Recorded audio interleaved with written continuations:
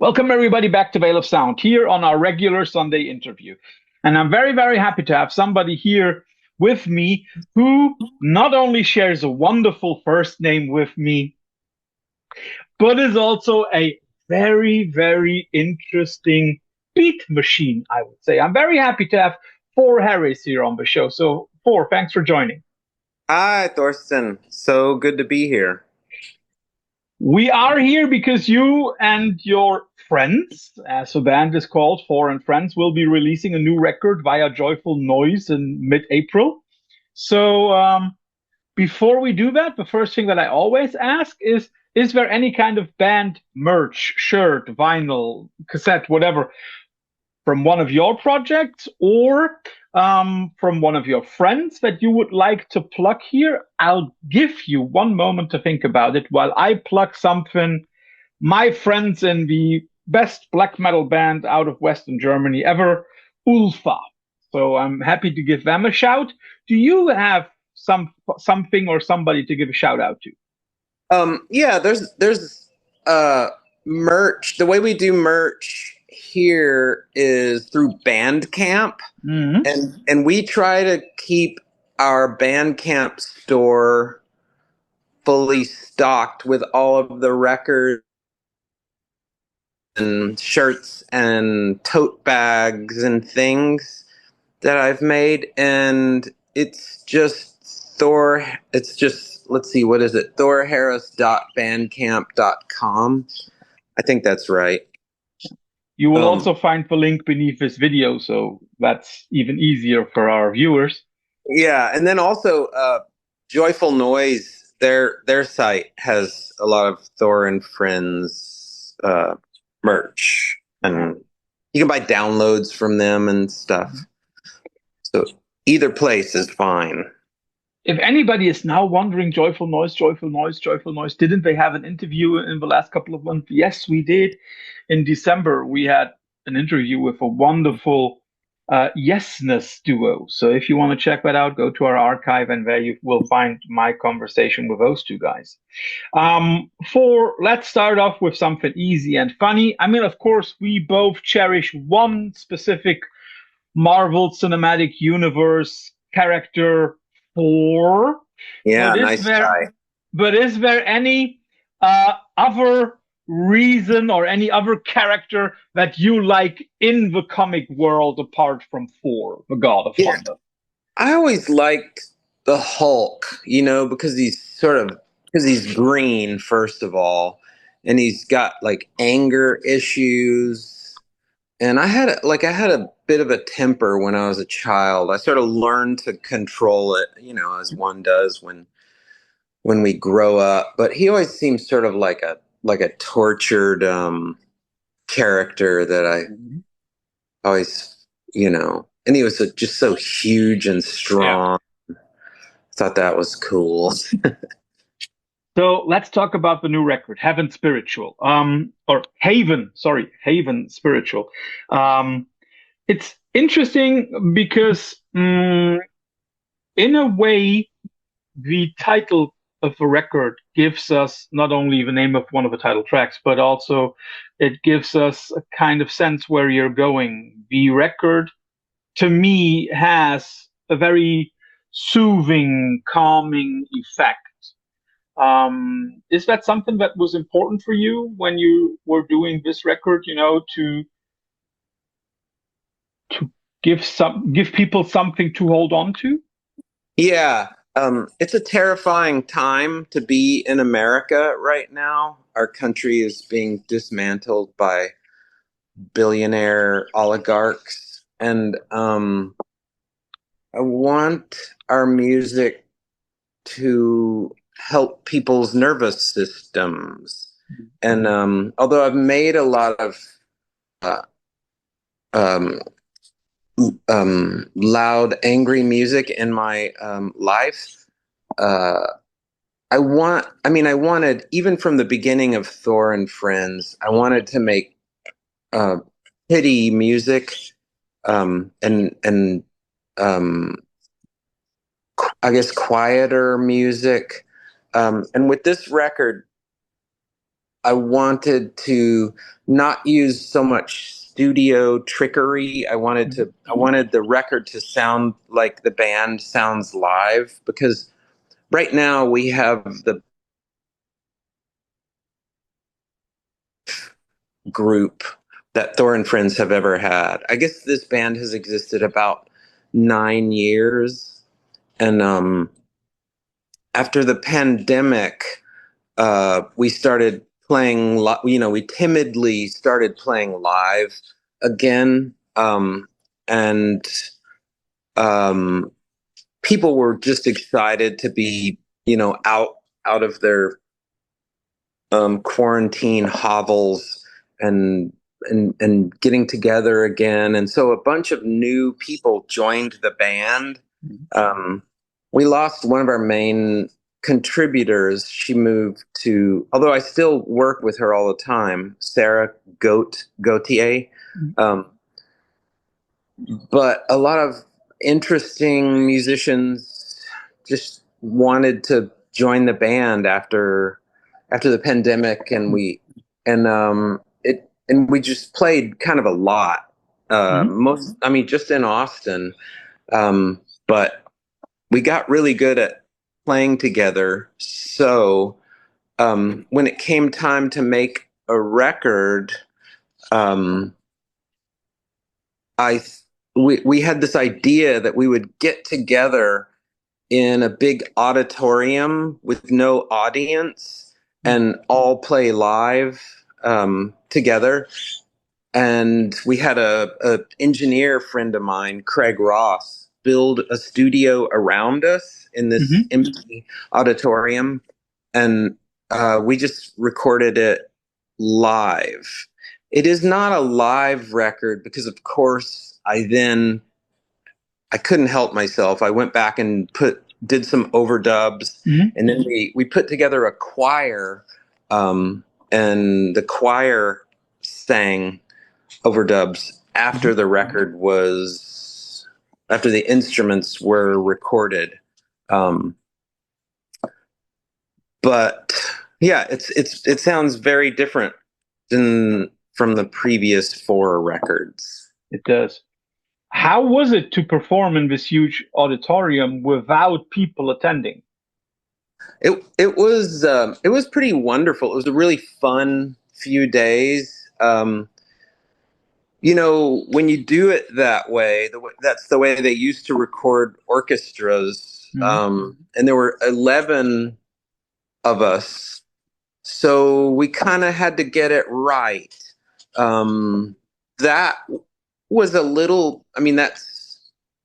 I would say that wasn't any more nerve-wracking than just when you're in a studio. You kind of have to get it right. Only this was 11 people all had to get it right. So, but it was this group. I mean, the title Heathen Spirituals, we're not religious people, but we are playing music in a time of terror, to fill our hearts with community and joy. And so that's sort of like the primary motivation behind the band. I want everyone who plays in the band to feel proud that they've done something good, contributed something good to the world, and it was just, it's like that band is just a really wonderful hang. We just really enjoy being together.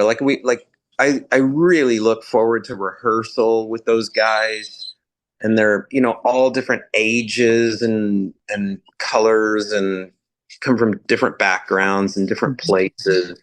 Austin is in the middle of the horribly conservative state of Texas, but all of the big cities, especially Austin and Houston, have become very international. So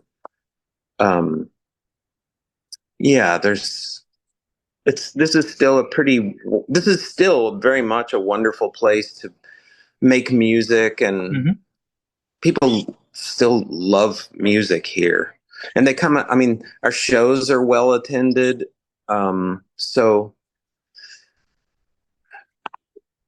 yeah, I still love. When you say your shows are well attended, and when I take into consideration the title of a new record, is your music the spiritual music for those who can't believe anymore or who don't believe in a religious system? Um, you know, I guess it's my hope that yes, that it is a spiritual music for heathens. But I have a lot of friends and a sister who she is a believer, and I think she finds our music to be spiritually uplifting. And you know what is funny? We've had a couple of shows recently where we played at the Unitarian Universalist Church. Okay.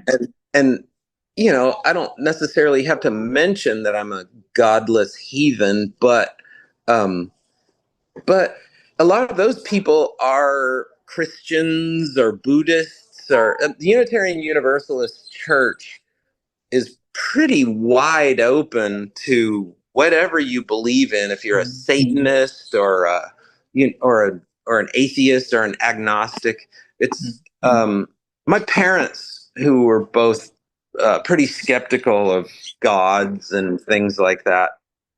They took us sometimes to the Unitarian Church when I was a kid. Not very much, but it's a it's so I certainly don't want to exclude any believers from our music, and but yes, in short, I think that heathens probably have as many spiritual experiences as anyone.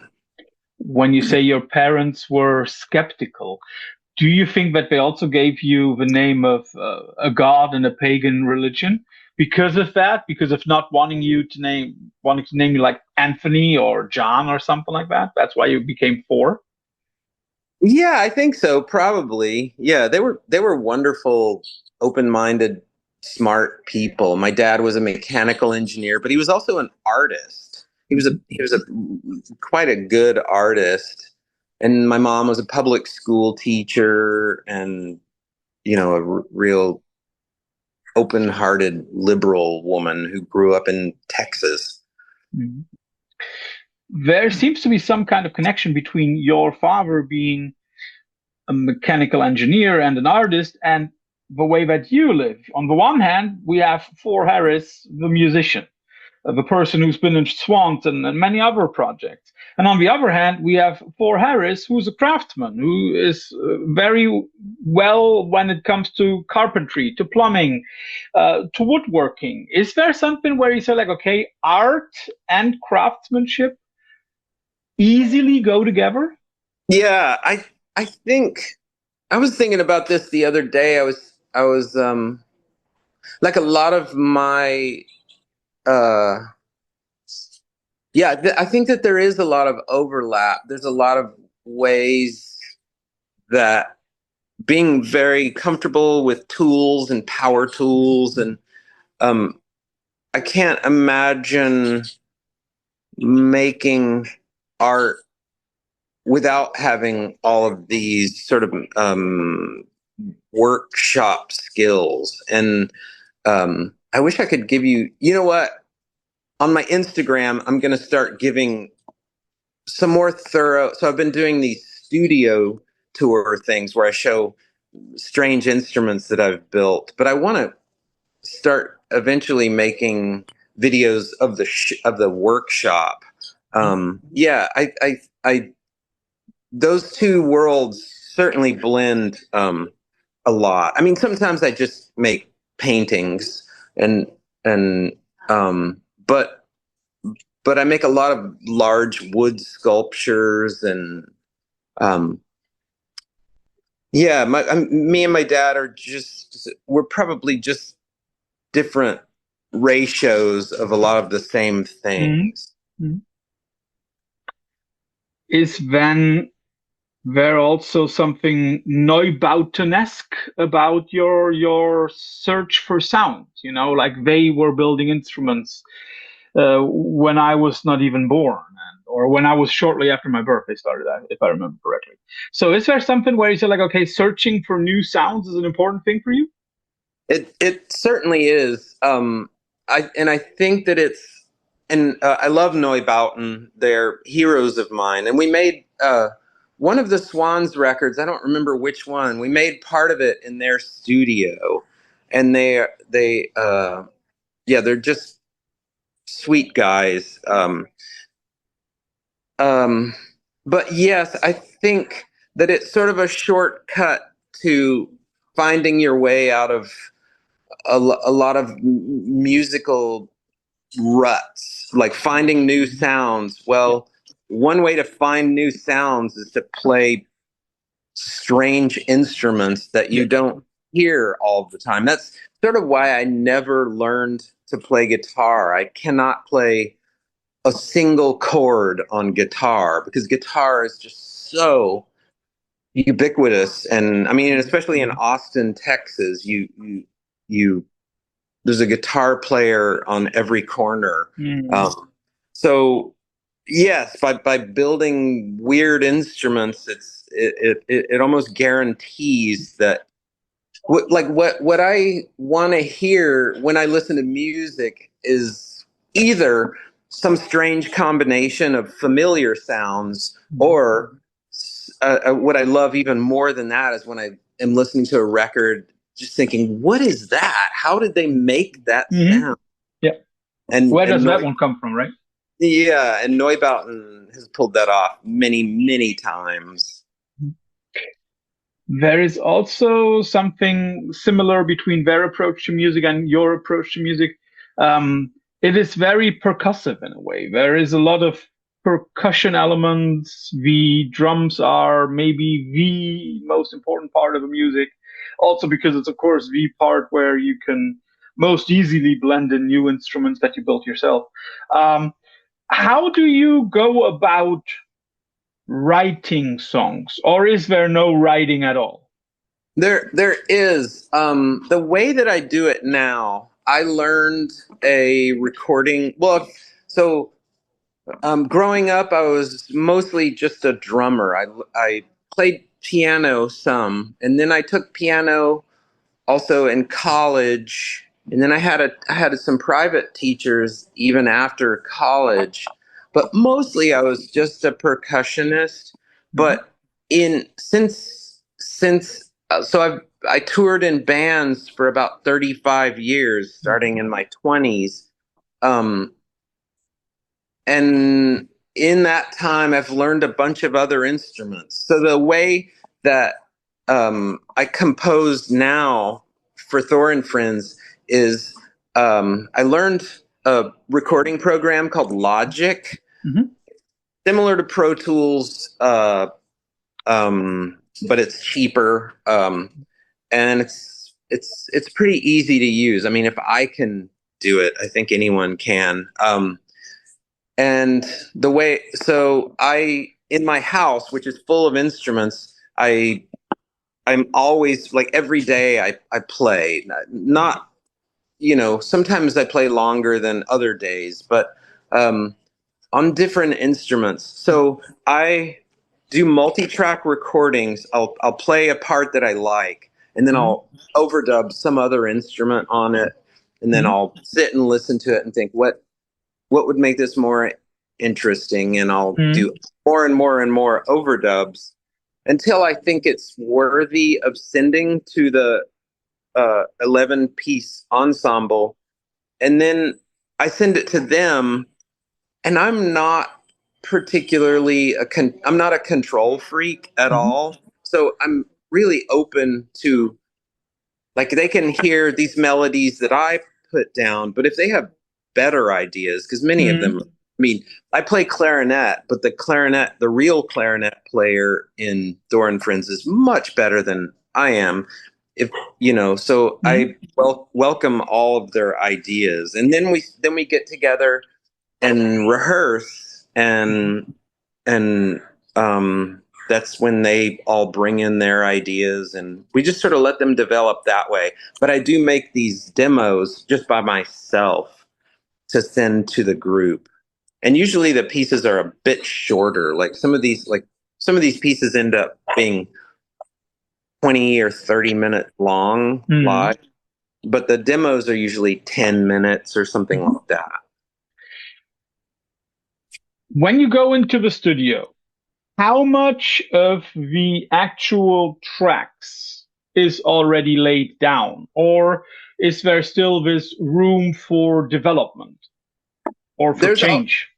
There's always a lot of room for improv and change in the studio and live. And that does happen. I mean, I sort of think, without playing jazz, I do think that Thor and Friends is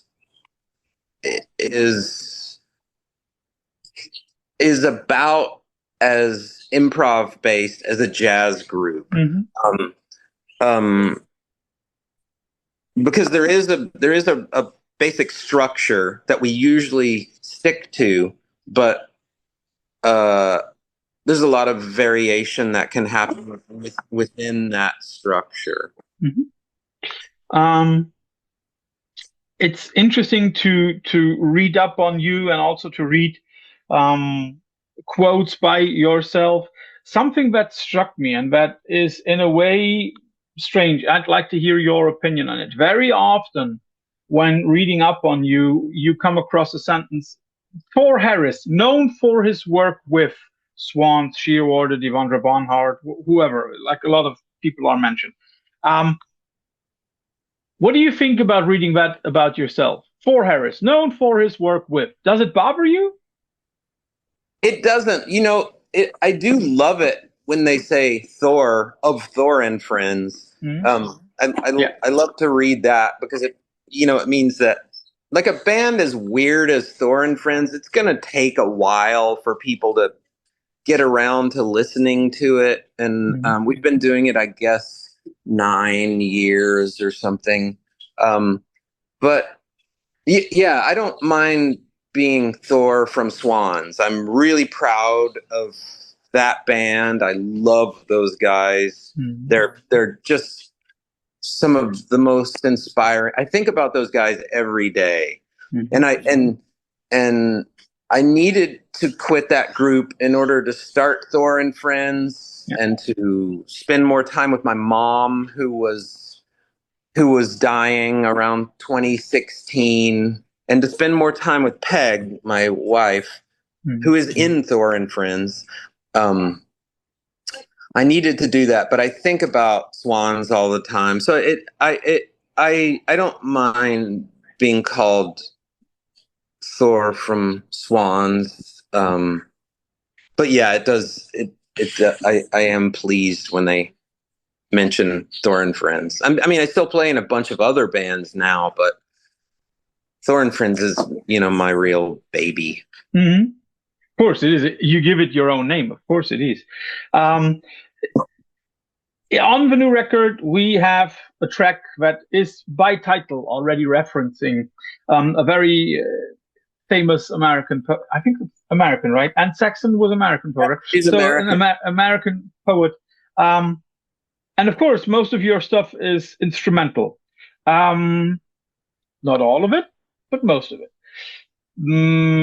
How did you try to transfer a reference to Anne Sexton into your music? I don't understand all poetry, but Anne Sexton's poems always felt, they did conjure pictures for me, and I just loved her poems. And the auditorium where we recorded this record is right next to a museum, and in that museum, Anne Sexton's reading glasses are in that museum, and so I mentioned that to the group, and we kind of kept talking about Anne Sexton's glasses. And then where the name comes from. That's cool to see. Something that I also read is that you talk about yourself as a child of a prog-rock era. Do you have any particular prog-rock favorites? You know what I've been listening to lately? I've just sort of been re-listening to them because they were really important to me when I was about 11 or 12 years old. There was a prog rock band from Kansas called Kansas. Dust in the Wind. Yeah, Dust in the Wind. They're just amazing players and composers. Of course, they're, I know a lot of people really hate prog rock, but which is why I like to tout my love for it, because it really is. I became, a real musician when I was about 10 years old, as in I started studying and taking lessons and stuff. And then when I was about 11, I got a Yes album called Going for the One. And that made me do a deep dive into that band. Yes. And from there, I just sort of worked my way out into Genesis. And I love all of those groups. I can tell, I can sort of see why people find that music irritating, because the arrangements are so, they're sort of jarring. There's so many parts that happen. There's a million chord changes, it's hard to follow. So, and I know that like now, if I listen to a prog rock album and they include extra tracks that didn't come out on the usually I think the extra track is horrible, so I can tell that it's kind of part of it is that music hit me in a time when I was really learning and absorbing a lot of things. But what I do have to say about prog is that because that music is so insanely complicated and difficult to play, it made me really ambitious about honing my skills, learning to count in a lot of wacky time signatures. I think it made me a better musician to study, because those guys study like classical musicians. Yeah. They practice and do exercises and take lessons, and a lot of them can read. Not all of them. I also loved King Crimson. That is it. And so a prog group that I didn't know about till I was in my 40s is Aphrodite's Child from Greece. I love that band. I knew about Vangelis, but I didn't know the band Aphrodite's Child. As a huge Genesis fan, I of course have to ask, which period? Well, I still really love The Lamb Lies Down on Broadway. Good. That's for me the only possible answer. Yeah, it's just, I think it's definitely my favorite prog record. I didn't see Genesis until I guess about 79 or 80. And I think that Phil Collins did so many wonderful things, and some awful things with that band after Peter Gabriel left. And I did follow all of Peter Gabriel's work up to the present. I mean, the new stuff doesn't do as much for me as the Melty Face record, which was, that record just changed my life. And it was a step away from prog. It didn't, it didn't have complicated arrangements, but it just had, it was such a unique sound. Yeah. The way Jerry Marotta played those, he was using these Native American drums that he bought somewhere in the Southwest, I think. And, fairly simple rhythms, but they're They're very well interacting with each other. I remember. Yeah, that's true. Yeah. But yeah, that's my favorite period of Genesis. But I do still explore some of those later records and certainly some of the earlier ones. Mhm. That record, I guess, sort of broke up Genesis because Definitely.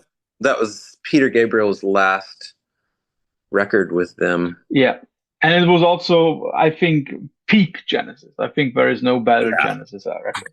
Yeah. But when we talk about prog, and you've already mentioned it, there are a lot of people in the prog rock scene who work like composers or conductors. Is that also a little similar to your role in Thor and Friends? You're like a little conductor who has those other 10, 11 people who you're your own ensemble. Yeah, yeah, it is. There's a composer and conductor in the group named Brent Baldwin, and he helps with arrangements. He assembled the choir for this record. Um, but yeah, it there's a lot of ways that Thor and Friends operates like a rock band. Mm-hmm.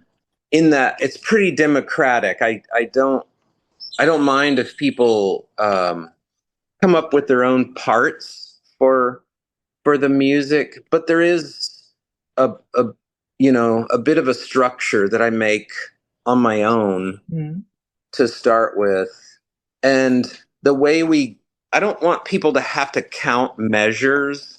So the way we switch to a different part is one or another member of the group and this is how we did it in Swans also. One or another member of the group will change what they're doing. Everyone else in the group hears that and knows that it's about time to change to this other part. That, of course, also requires a lot of understanding of the other person about his way of hearing things, his way of her way of then following up with own ideas. There must be a lot of intuition and a lot of understanding, right? Yeah, I think there is a lot unspoken, even in rock bands like the Ramones or something. There's a lot that you sort of learn about your bandmates' instincts, just from even without talking, just from playing together. And that was sort of why we made this record in a big empty auditorium, because I really do like to work by just sending tracks to people all around the world. And I do it. I send tracks to people I don't even know, like doing overdubs. And I like to work that way. I like when somebody sends me, especially if they send it with no instructions. And we could have made the new Thor and Friends record that way, just putting down, marimba first and then building everything on top of that. But we were at that point, we were so good at playing together live and responding to each other. There was so much more going on. I thought it better if we were all in the same room. You've just mentioned the marimba, and of course, it's not the most unknown instrument. It has been used frequently throughout the decades and ages, but it's also not the one that one hears all the time. Right. Is that something that you do when you go abroad? You look for new instruments? For example, for a marimba or a different one, an oud, something like that? I don't know. Yeah. Did you just say oud? Yeah, I love string that instrument. Yeah, I love that instrument. I don't know why the oud hasn't made more inroads into American music, because it's just tuned a little different from guitar. It is. And it just opens up, a whole different world of musical possibilities. You could set out to make a rock album But if you did it with an oud, it would be a really unique record. So I think yes, I do look. There's a street in Istanbul that's just music stores, and every time I've been there, we come, all of us in the Swans would come home with different musical instruments. So yes, I'm always on the lookout for new instruments. Marimba is, I suppose, my favorite instrument, and there's a huge one right behind me in our house, and I own 3 more. But yeah, I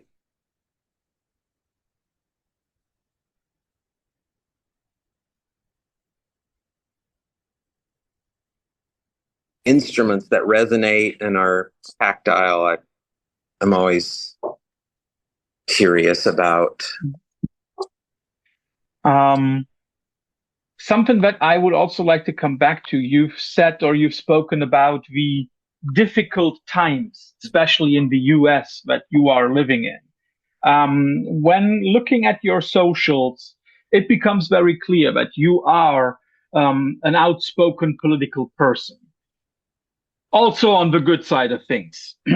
So for all the MAGA idiots, leave. Is that something where you say, okay, I might only have like a little influence, but I want to use that as much as possible? Indeed, exactly. Yeah, I have, I guess, 20,000 followers on Instagram. And another, what it does for those of us living in a terrifying place and time, to hear other people speak out about this, and to hear people being courageous. Courage is contagious, and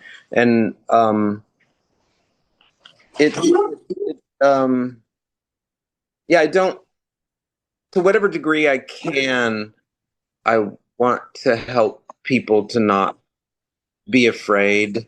It's kind of the same reason that I spoke out about depression.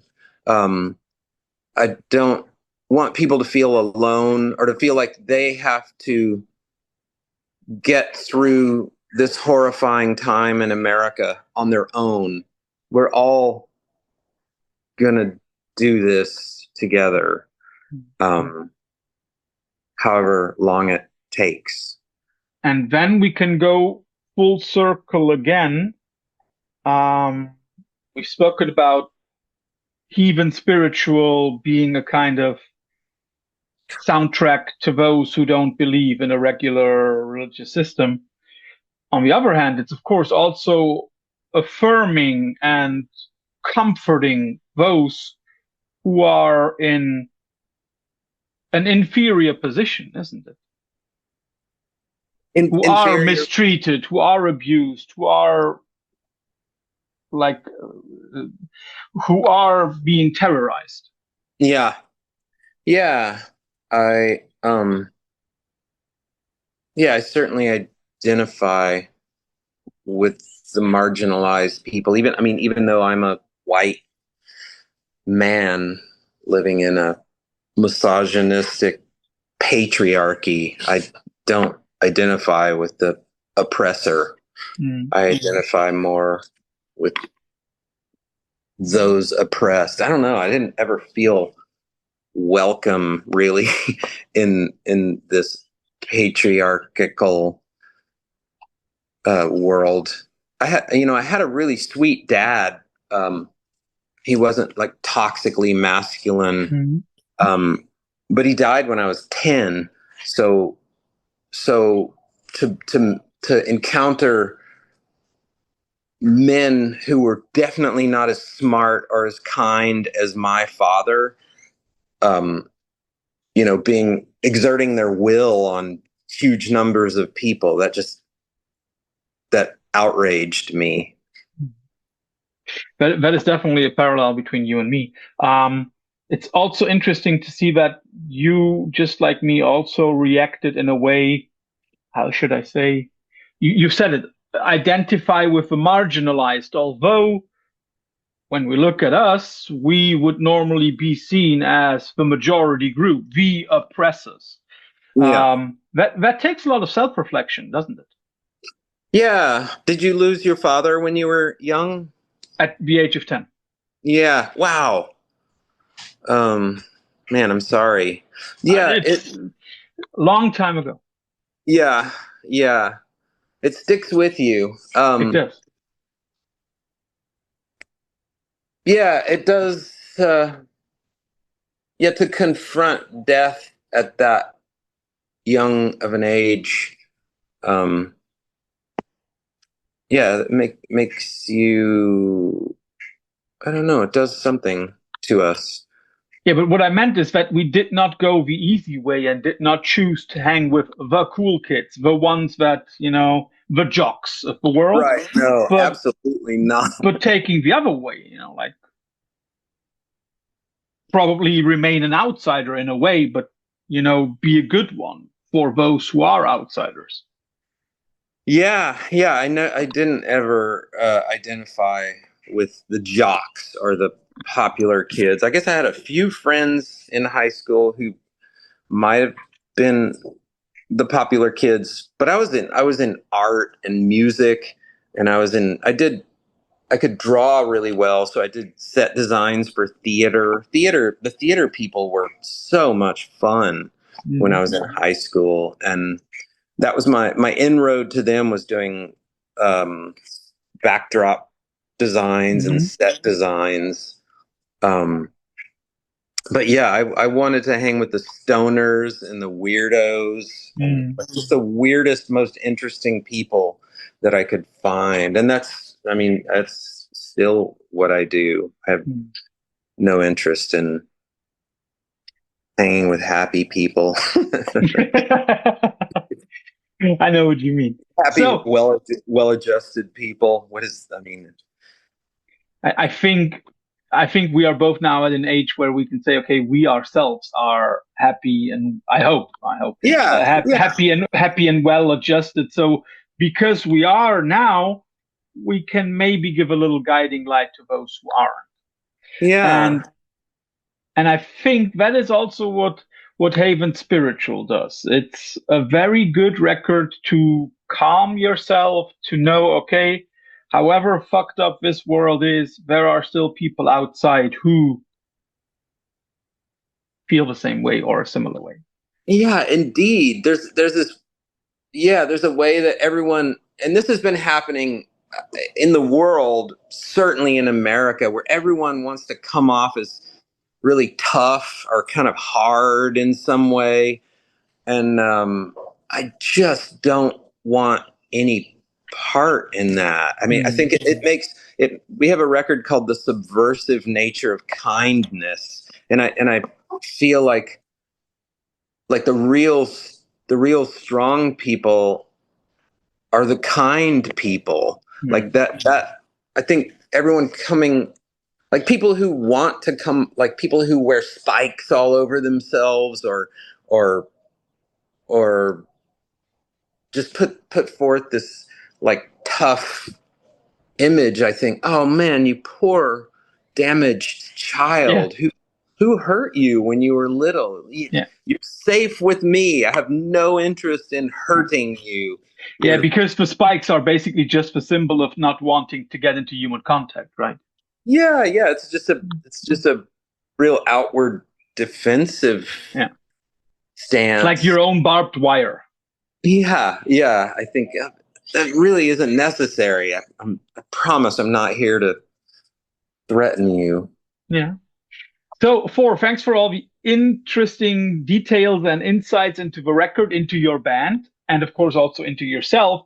But you also have to go through the quick fire round at the end. You will Okay. always get two alternatives, and you have to choose one. All So right. let's start with two American poets: Emily Dickinson versus Sylvia Plath. Wow. I don't know Emily Dickinson's poems that well, but I love Sylvia Plath's poems. I mean, I suppose because have depression. Sylvia Plath's poems always resonated with me. Sylvia Plath and Anne Sexton are, let's see, I guess they're my favorite poets, unless you want to count Bob Dylan and Leonard Cohen. Okay. In which case, I think that, you set poetry to music and then it's just magic. That's true. So, yeah. Let's give you your next couple, because there are some neoclassical elements to your music and also to Heathen Spiritual. I'll give you two of the big neoclassicals, Steve Reich versus Philip Glass. My favorite piece of music in the world is Music for 18 Musicians by Steve Reich. But I also love Philip Glass. So if I had to choose one, let's go with Steve Reich. But Philip Glass, his music is so important to me, and just his whole approach. I love the Koyaanisqatsi soundtrack and Powakatsi. Those are just tremendous pieces of music.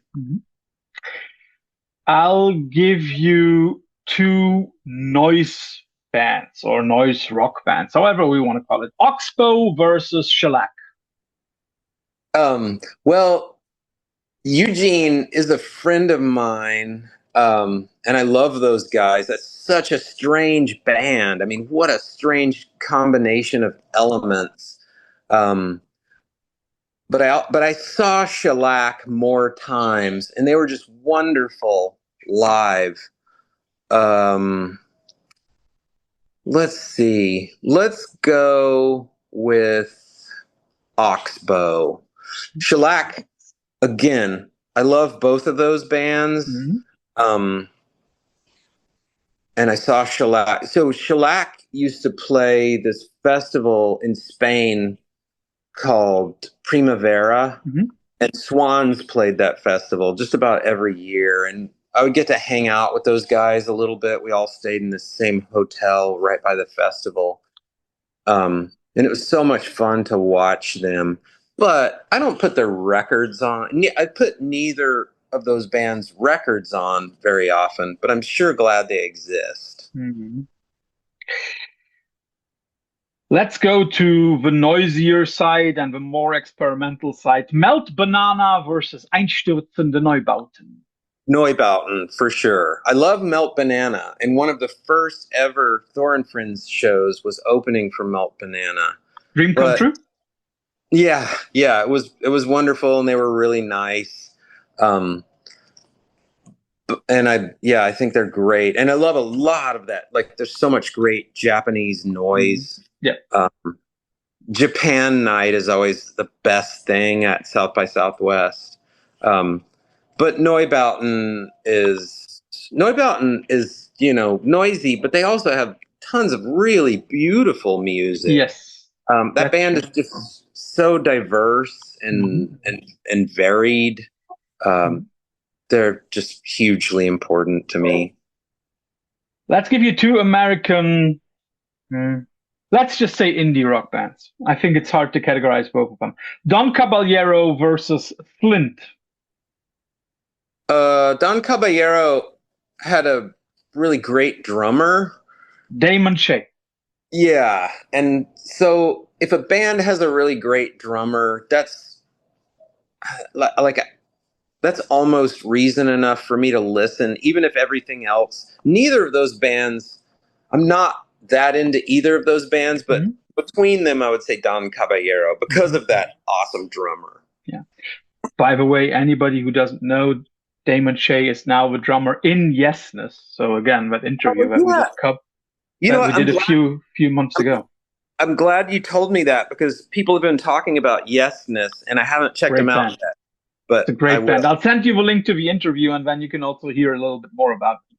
Okay, great. I'm not sure whether you know the next two bands, but you've been in Shearwater, and well, I've so often heard both of those acts not compared, but like in some way connected to Shearwater. Arab Strap and Gravenhurst. I don't know Gravenhurst, but I like Arab Strap. I thought so. Yeah. Yeah. And Shearwater, me and Jonathan were listening to a lot of Talk back, and that had a big influence on Shearwater. Yeah, Arab Strap, I like them. Some of the earlier indie rock bands, and two of my favorite non-Southern rock bands, both share the same hometown, Athens, Georgia. REM versus the B-52s. Both of those bands did so many great things, but if we're talking about the one that I have listened to the most, B-52s. For me, it's the B-52s. I don't ever put on a whole REM record. I kind of just listen to the hits. Yeah, they have some beautiful songs, but back when back in the late 80s and early 90s, I thought that music was so boring. But I sort of grew up, and I cultivated more of an ear for songs. Now, songwriting is not that interesting to me. I like classical music and huge instrumental pieces. So songwriting in that Beatles kind of quartet sense, right? Yeah, that isn't super interesting to me, but no one can resist a beautifully written song, and REM has quite a few. But the B-52s, like they looked strange, and they had this strange sort of sound that was both futuristic and regressive, that sort of harkened back to the 50s or something, and back to surf rock. They were just such unique weirdos coming from Georgia. Yeah, especially coming from Georgia, right? I have two more for you. I'm very sure you're familiar with the next two acts. Shoo Shoo versus Black Midi. I chose them because both of them also, just like Thor Friends, rely a lot on beats, percussion. Yeah. Shoo Shoo. I love Shoo Shoo. I love Jamie. I was briefly in that band, and I've played on several of their records. I think Black Midi is very interesting, but when people, it's hard to do prog in now times. I think that some people, like Richard Dawson, does a lot of interesting things with a lot of sort of prog elements. And Black Midi is certainly worth a listen. But I would say Shoo Shoo are worth several listens, like many listens. And it's very varied. And Jamie he's just such a soulful, funny, but also tortured musician. And that, I love Shoo Shoo.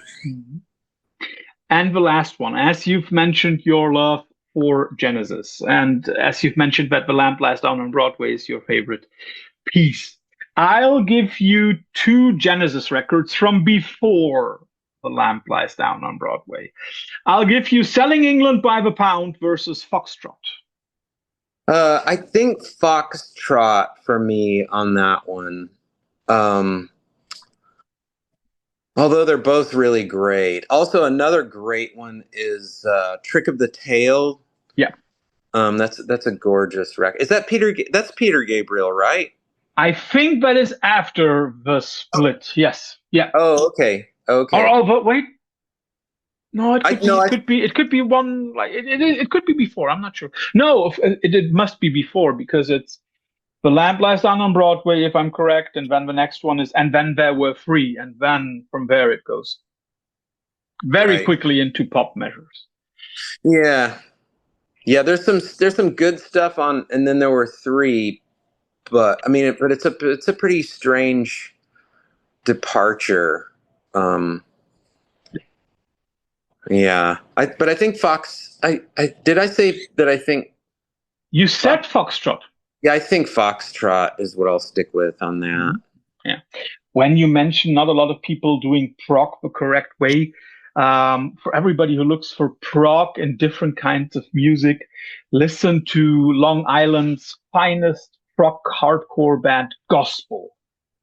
Gospel from Long Island. Gospel, yeah, they're amazing. They're All like right. Okay. they are real Genesis nerds. I know that one of them even has an email address referring to The Lamp Lies Down on Broadway, and they are able to put both worlds together perfectly. Wow. Um, Excellent.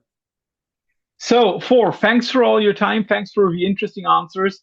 Um, for Thank you you. right now, it's early morning, right? It's 8 o'clock. Yeah, it's 8 o'clock. I get up really early. It's hard for me to switch over to the touring schedule where you stay Yeah. up till 3 in the morning and your biggest output of energy is at midnight.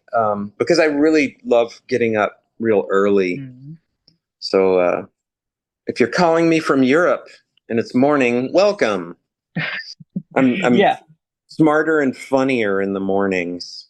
Well, definitely smart and funny, and I like that a lot in my interview partners. Thor, thanks for your time. Enjoy the rest of your day. Thank you, Thorsten. Lovely to meet you. Yeah, love you to meet you too. Bye bye. Okay, bye bye.